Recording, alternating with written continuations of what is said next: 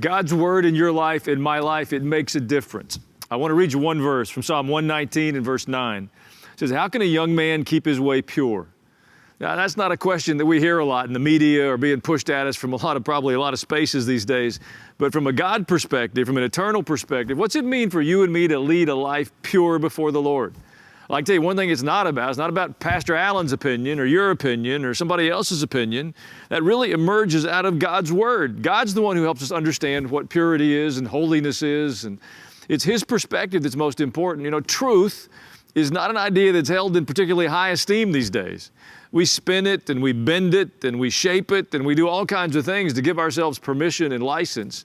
But God's truth is a very important idea to tuck away in our hearts. God's truth is really about God's perspective. What does God say about my life, my attitudes, my choices?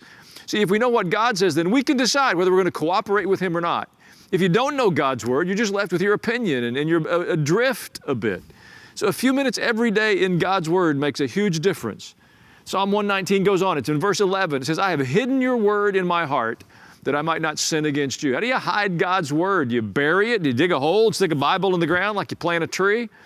I don't think so. Take a few minutes every day. Begin to put God's word into your heart. Just read it. Think about it. Begin to gain a God perspective. It'll help you make God choices. You don't need somebody else telling you. God, the Spirit of God in you with His word, it'll guide your steps. God's word, it'll change your life.